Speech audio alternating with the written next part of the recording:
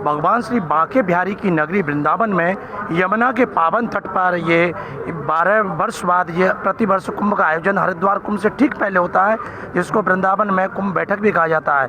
तमाम यहाँ पर साधु संत उनके अखाड़े होते हैं, लेकिन इस बार वृंदावन के इस कुंभ में प्रथम बार किन्नर महामंडलेश हेमांगी सखी का भी यहाँ खालसा लगा हुआ है और तमाम यहाँ पर श्रद्धालु भक्तगण उनके दर्शन करने, उनके प्रवचनों का आनंद लेने, उनके ज्ञान का साक्षात्कार करने के लिए आप आ रहे हैं। आप देख रहे हैं, उनको आशीर्वचन दे रहे हैं। आइए हेमांगी जी से पूछते हैं, इस वृंदावन कुंभ में इस बार आप यहाँ पधारे हैं तो क्या कहना चाहेंगे इस वृंदावन कुंभ के बारे में? इस वृंदावन कुंभ के बारे में मैं यही कहना चाहूँगी, सबसे पहले तो ये है कि मेरा बड़ा सौभाग्य है, मेरा बड़ा भाग्य है कि ब्रजभूमि वृंदावन के कुंभ में मुझे मेरे बिहारी जी ने स्थान दिलाया है बैठने के लिए। कई कठिनाइयाँ परेशानियाँ आईं, मगर बिहारी जी ने अपने सर पे लेके मुझे यहाँ स्थान दिया है। परेशानी कठिनाइयाँ तो यही आई हैं कि भाई कईयों को ऐसा लगा कि हम किन्नर अखाड़ा का यहाँ पे मतलब अखाड़ा लगा रहे हैं, मगर मैं किन्नर अखाड़ा से नहीं हूँ। मैंने स्पष्टीकरण दिया बाद में कि मैं खुद नेपाल पशुपति अखाड़े से हूँ, मगर अगर आपको ऐसा लगता है किन्नर अखाड़ा नहीं लगना चाहिए तो हमने कहा कि हम स्वयं वैष्णव किन्नर अखाड़ा या फिर खालसा किन्नर अखाड़ा का गठन करके हम मिल के एक किन्नर समाज को हम वैष्णव बनाएंगे, खालसा बनाएंगे और उन्हें धर्म का ज्ञान देंगे, शास्त्रों का ज्ञान आप सब वैष्णव मिलके दें उन्हें और उन्हें धर्म के राह पे प्रॉपर वे में चलाएं। तो आपने तो प्रयागराज कुंभ में भी अपना अखाड़ा लगा था? प्रयागराज कुंभ में भी लगा था हमारा अखाड़ा, मगर प्रयागराज कुंभ प्रयागराज है और वृंदावन वृंदावन है। वृंदावन तो संतों की नगरी है, वृंदावन से तो संतों का जन्म होता है ना, प्रेम की भूमि है, कण कण में प्रेम है।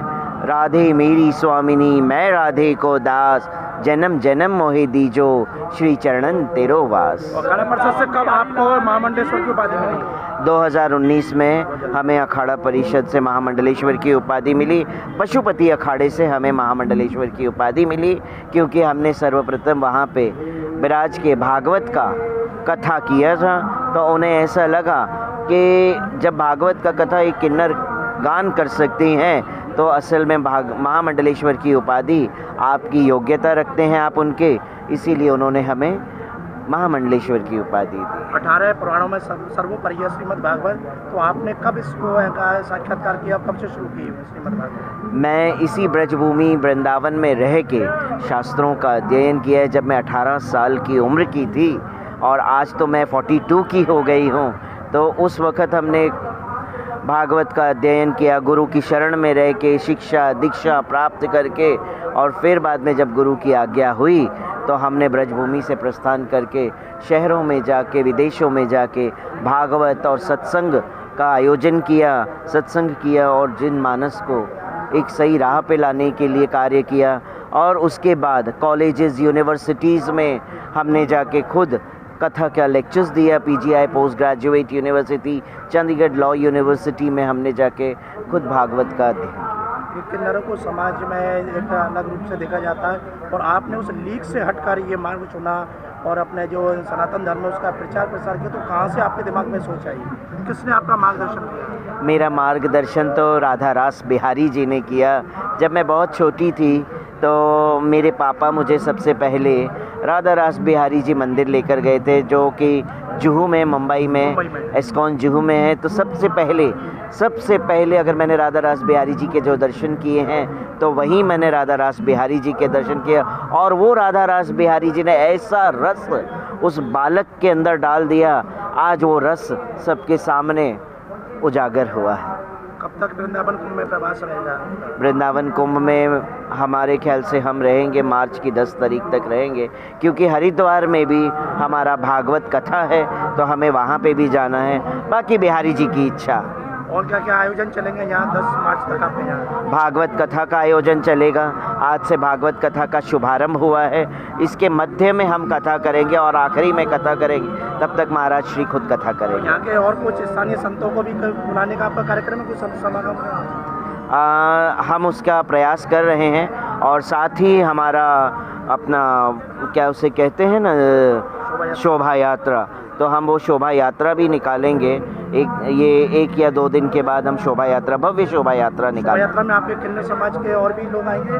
हाँ, कुछ लोग आएंगे, ज़्यादा लोग तो नहीं हैं, कुछ लोग आएंगे। वृंदावन में भी आपका अखाड़ा लगाने पर कुछ यहाँ के स्थानीय साधु ने विरोध के स्वर उभरे। एक्चुअली साधुओं की कुछ गलती नहीं थी उसमें, उनके कानों तक जो बात उड़ के गई किन्नर अखाड़ा के नाम से, कम्युनिकेशन गैप, तो वो उनको गलतफहमी हो गई। तो उसका स्पष्टीकरण हमने दिया और हमने कहा कि हम किन्नर अखाड़ा नहीं, हम पशुपति अखाड़ा, आद्य शंकर कैलाश पीठ, उत्तर गोदावरी धाम, नेपाल का अखाड़ा है ये, और वहाँ से हम महामंडलेश्वर है। मगर हमारे मन में ये विचार बिहारी जी ने दिया है कि आप वैष्णव किन्नर अखाड़ा का गठन करें या खालसा किन्नर अखाड़ा का, जिससे वैष्णवों को कोई आपत्ति ना हो। वैसे तो उनको कभी कोई आपत्ति हुई नहीं, अगर आपत्ति होती तो शायद ये किन्नर यहाँ ना होती बैठी। ऐसा लग रहा है बांके बिहारी की इस पावन भूमि में आकर? मुझे बहुत आनंद का महसूस हो रहा है। आनंदम बुद्धिवर्धनम प्रतिपदम पूर्णमृत स्वादनम। ऐसा स्वाद, ऐसा आनंद, ऐसा भक्ति का आनंद जो हृदय में, और यहाँ के ब्रज के लोगों में जो प्रेम मैं देख रही हूँ उमड़ उमड़ के आ रहा है, मैं क्या कहूँ। मैं तो उनके चरणों की रज हूँ, मैं तो यही जानती हूँ। मौका मिला तो आने वाले टाइम में मैं इनके चरणों की ज़रूर सेवा करूँगी, चाहे बांके बिहारी जी किसी भी रूप में मुझे सेवा करवाए यहाँ पे रह। सुना आपने हेमांगी सखी जो किन्नर अखाड़ा की महामंडलेश्वर है और पशुपति अखाड़ा से, और बड़े विस्तार से साथ उन्होंने अपने पूरे जीवन के जो उतार चढ़ाव उनके बारे में बताया, कैसे उनको ये महामंडलेश्वर की उपाधि मिली, कितने लोगों का विरोध सहा।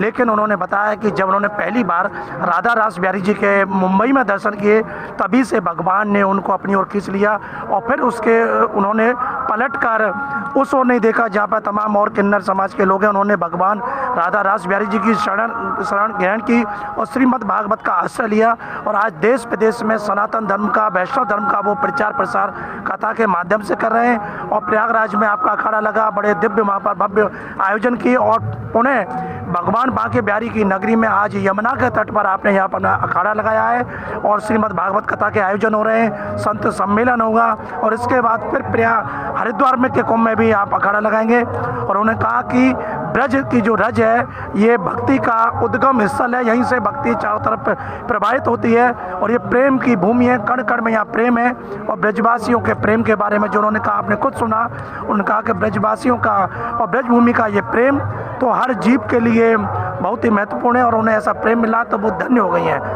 आइए, आपसे भी आग्रह किया कि वृंदावन आइए और इस कुंभ का आनंद लीजिए। वाई न्यूज़ के लिए कैमरा पर्सन रिंकू वर्मा के साथ सुशील गोस्वामी।